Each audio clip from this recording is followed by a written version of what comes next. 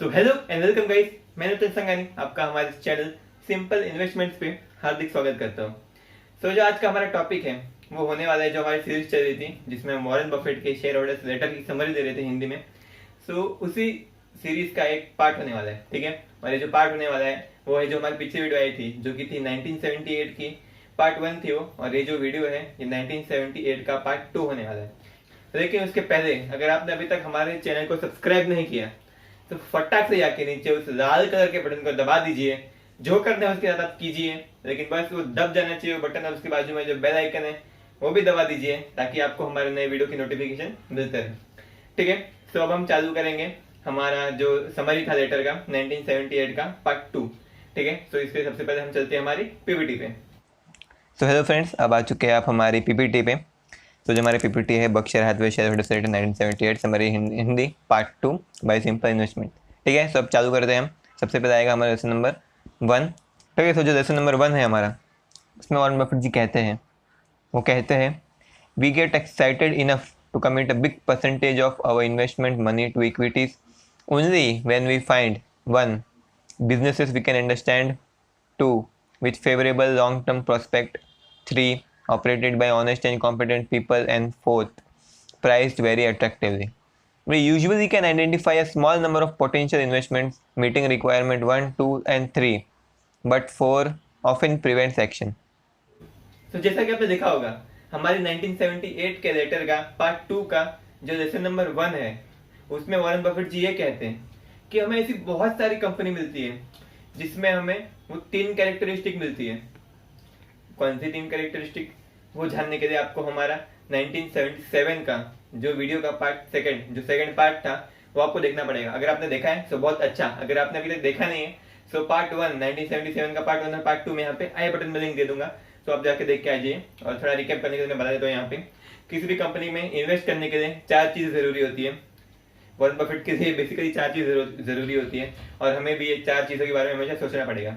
उसमें जो सबसे पहली चीज है वो सबसे पहली चीज ये है कि वॉरेन बफेट जी को वो बिजनेस समझ में आना चाहिए, वो बिजनेस क्या करती है वो चीज उसको समझ में आनी चाहिए।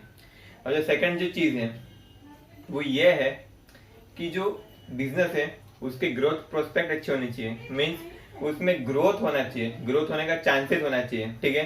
तो ये था सेकंड चीज।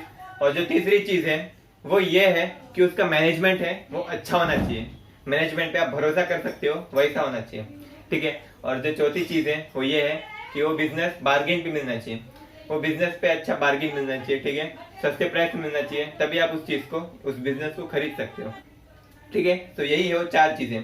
तो वॉरेन बफेट जी बोलते हैं कि हमें बहुत सालों से ऐसी कंपनियां मिल रही है जो हमारे पहले 3 क्राइटेरिया यानी बिजनेस समझ में आना चाहिए, ग्रोथ होना चाहिए और मैनेजमेंट अच्छा होना चाहिए, इस प्रोस्पेक्ट पे खरी उतरती है, इन बातों पे खरी उतरती है। लेकिन जो चौथा प्रोस्पेक्ट है यानी वो बिजनेस सस्ते में मिलना चाहिए, उसमें तकलीफ होती है। बहुत सारी कंपनी जो तीनों प्रोस्पेक्ट को खरा उतरती है, तीनों प्रोस्पेक्ट पे खरा उतरती है, लेकिन वो चौथे प्रोस्पेक्ट पे खरा नहीं उतरती।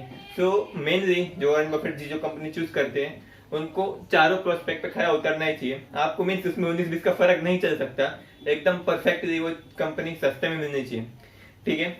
सो वॉरेन बफेट यहाँ पे यही बोलते हैं कि जितना भी हमारा आइडिया रहता है इन्वेस्टमेंट का कि हम इसमें इन्वेस्ट करें उसमें इन्वेस्ट करें, उसमें से 75% या 80% तक जो आइडिया रहते हैं वो रिजेक्ट हो जाते हैं। क्यों रिजेक्ट हो जाते हैं? क्योंकि उस कंपनी का प्राइस है वो बहुत ज्यादा रहते हैं, ठीक है।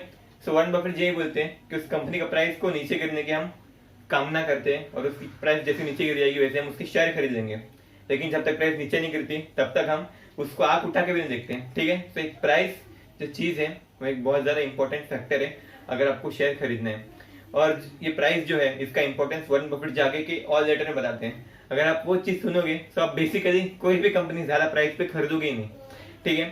सो आगे की वीडियो में आपको मिलती रहेगी, ठीक है। सो तब तक क्या आप देखते रहे तब तक ये सब वीडियो। सो अगर आप देखोगे कि प्राइस इतना इंपॉर्टेंट क्यों है, तो मैं आगे की जो वीडियो में बताने वाला था उसका बस एक छोटा सा एग्जांपल दे देता हूँ कि मैं क्या क्या बताने वाला था। कि समझ जाइए कंपनी है, वो कंपनी जो मिल रही है वो कंपनी समझ जाइए अभी हर साल 10 रुपए का धंधा करती है, उसको 10 रुपए का अर्निंग्स यानी प्रॉफिट होता है 10 रुपए का, बराबर।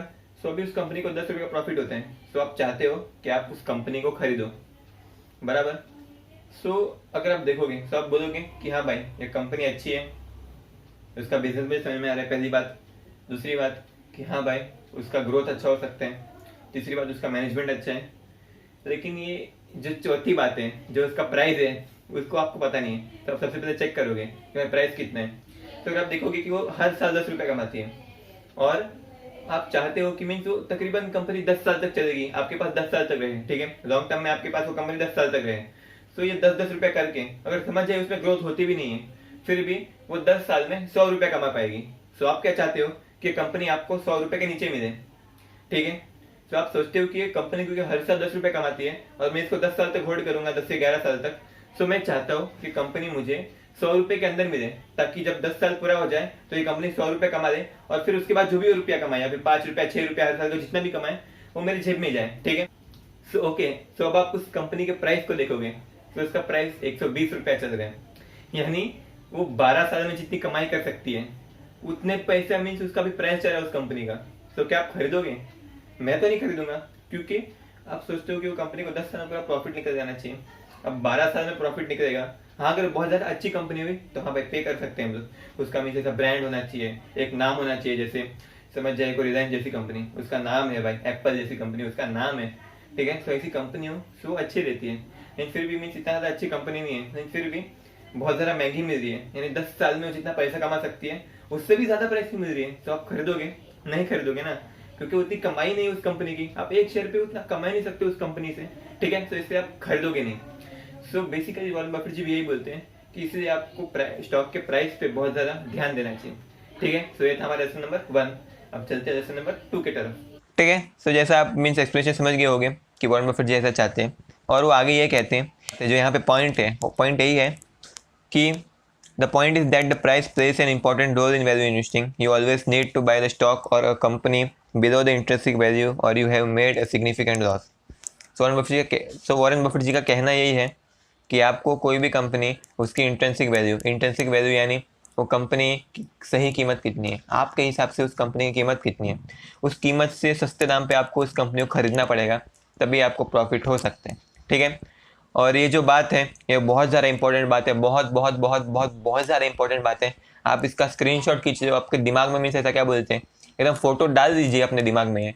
ये बात मीन्स आप कभी भी नहीं भूलनी चाहिए, ये बात हमेशा आपको याद रखनी पड़ेगी कि जब तक उस कंपनी की कीमत उसके इंट्रिंसिक वैल्यू से कम नहीं होती तब तक आपको उस कंपनी को खरीदने के बारे में बहुत बार सोचना पड़ेगा, ठीक है।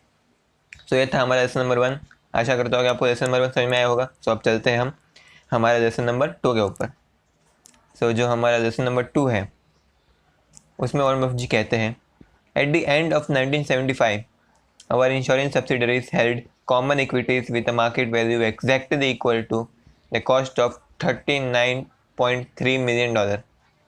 But at the end of 1978, this position had been increased to equities with a cost of $129.1 million and the market value of $216.5 million.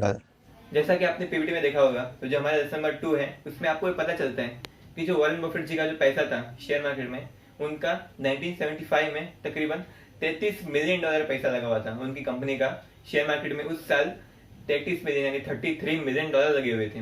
लेकिन उसके 3 साल बाद यानी 1978 तक उनका जो पैसा था जो शेयर मार्केट में लगा हुआ था वो $130 मिलियन हो गया, यानी $130 मिलियन हो गया। ऐसा मीन्स क्या हो सकता है कि 3 साल में उनका इन्वेस्टमेंट 3 से 4 गुना बढ़ जाए? क्या हो सकता है? तो उसका रीजन आपको हमारी नेक्स्ट स्लाइड में मिलेगा। और जो उसका रीजन है वो मैं अभी आपको बता देता हूँ। उसका रीजन ये है कि जो 3 साल में जो उनका इन्वेस्टमेंट इतना बढ़ गया था, उन 3 साल में जो डो जोन्स इंडस्ट्रियल एवरेज है यानी DJIA, ये एक एवरेज एक इंडेक्स है बेसिकली अमेरिका का, ठीक है। तो ये जो इंडेक्स है वो तकरीबन 6% गिर गया था।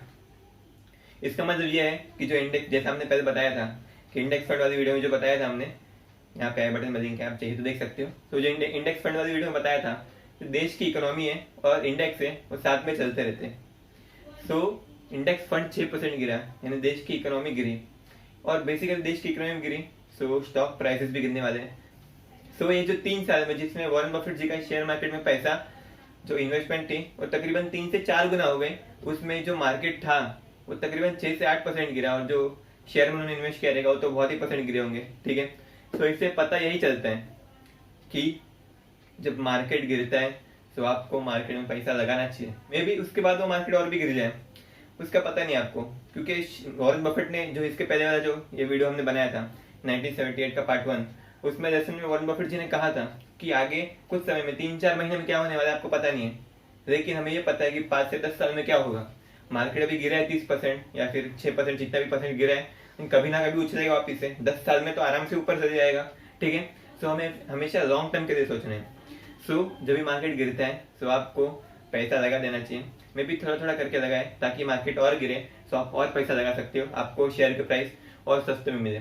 ठीक है, सो वॉरेन बफेट जी की यही एक टिप है कि अगर आपको कोई भी कंपनी मीन्स आप कोई भी कंपनी ढूंढते हो, आपको कोई भी आइडिया आता है इन्वेस्टमेंट करने का, तो आपको 4 चीजें देखनी है और उनमें से अगर 3 चीजें हो और चौथी चीज ना हो तो आपको उस कंपनी के प्राइस गिरने का इंतजार करना चाहिए। और ये था हमारा टिप नंबर 2।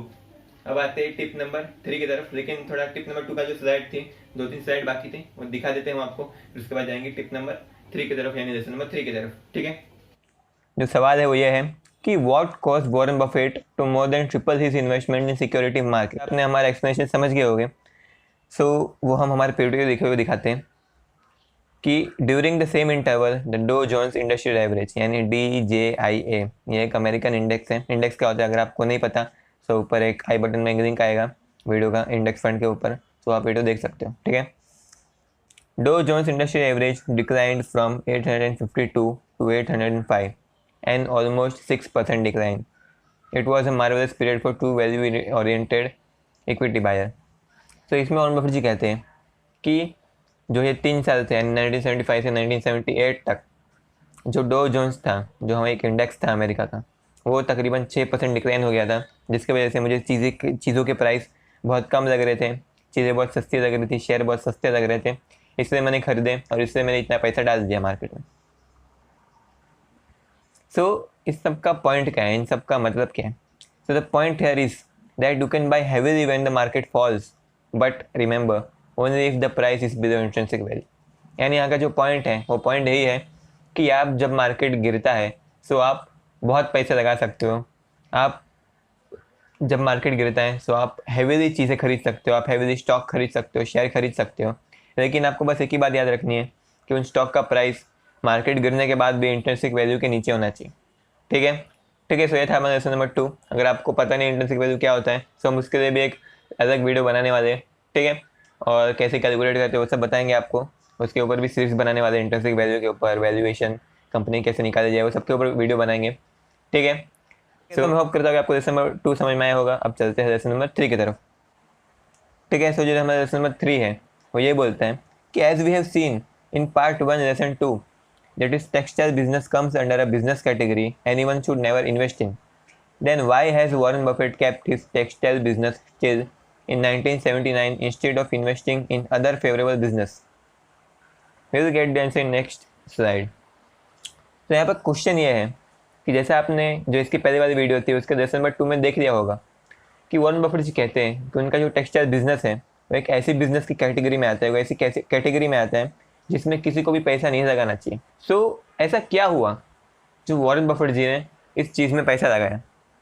ठीक है, तो ये जानने के लिए चलते हैं हमारे कैमरे पे। तो ठीक है गाइस, जैसा आपने हमारा टिप नंबर 3 का जो पीपीटी था उसमें आपने देखा, सो आप मीन्स उसके पहले भी आप सोच रहे होंगे कि मीन्स कभी ना कभी आपको एक ख्याल आया होगा कि वॉरेन बफेट जी है जो उनकी जो बर्कशायर हैथवे कंपनी है उसका जो मेन बिजनेस है यानी टेक्सटाइल मिल्स का, उसको इतनी बुराई करते हैं कि हाँ भाई उसमें रिटर्न बराबर नहीं मिलता है, ये होता है वो होता है, इस बिजनेस में आपको इन्वेस्ट नहीं करना चाहिए। सो उन्होंने खुद ने इतना पैसा क्यों डाला हुआ है कि हाँ भाई मीन्स एक बार उनसे गलती हो गई कि हाँ भाई तुमने खरीदा गलती से, तो फिर भी इतने सालों के बाद भी तकरीबन 10 से 11 साल के बाद भी आपने बिजनेस को क्यों रखा हुआ है? आपने बेच क्यों नहीं दिया या फिर बंद क्यों नहीं कर दिया उस बेकार के बिजनेस को जिसमें आपका पैसा डूब जाता है? ठीक है, सो ये ख्याल आप सबके बिजनेस दिमाग में आया होगा और वॉरेन बफेट जी को भी पता है कि हाँ भाई लोग ऐसा सोचेंगे, तो मैं इसका रीजन देता हूँ लेटर में।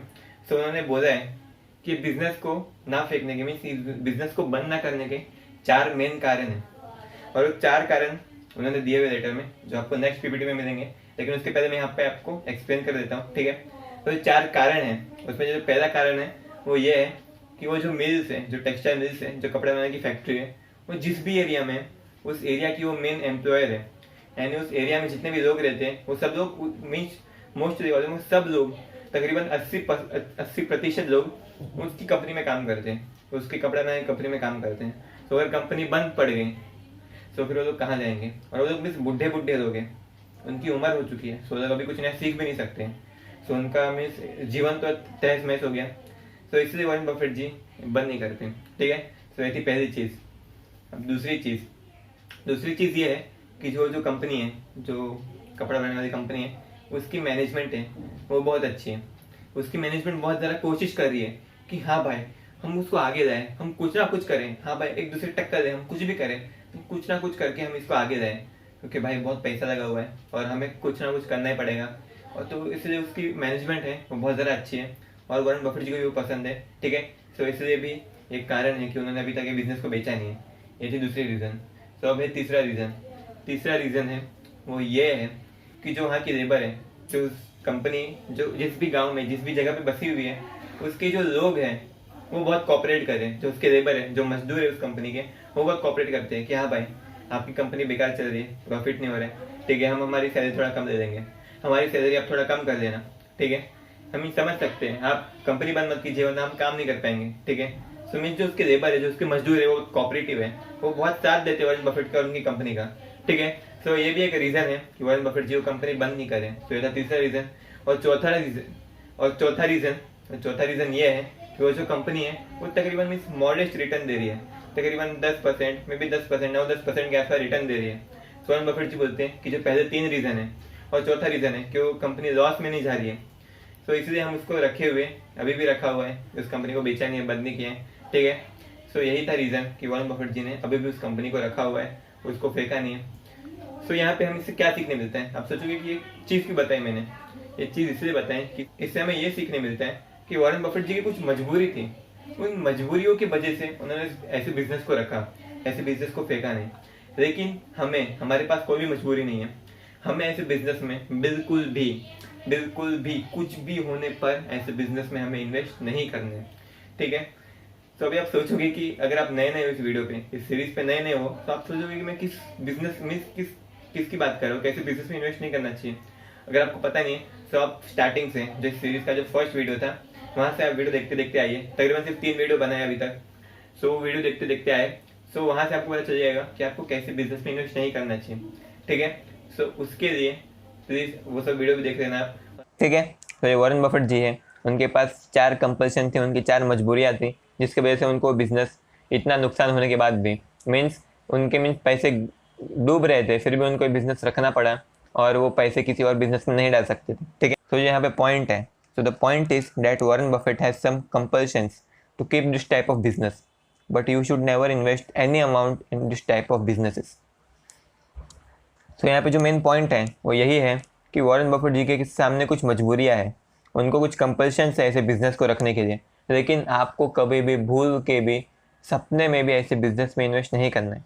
ठीक है, सो अब मैं होप करता हूँ कि आपको हमारा वीडियो अच्छा लगा होगा। अगर वीडियो अच्छा लगा तो लाइक शेयर सब्सक्राइब कर देना। और अगर आपको ऐसा लगा कि इस वीडियो से आपको बिजनेस के बारे में कुछ जानने मिला, आपको शेयर मार्केट के बारे में कुछ जानने मिला, आपको लगा कि मीन्स आपकी नॉलेज बढ़ी है, आपका ज्ञान बढ़ा है, सो प्लीज़ नीचे जाके उस रेड कलर के बटन दबा दीजिए, सब्सक्राइब कर दीजिए हमारे वीडियो को और बेल आइकन भी दबा दीजिएगा ताकि आपको ऐसी और वीडियो देखने मिले, ताकि हम आपके ज्ञान को और बढ़ा सकें। ठीक है, तो थैंक यू सो मच ये वीडियो यहाँ से देखने के लिए। Thank you so much.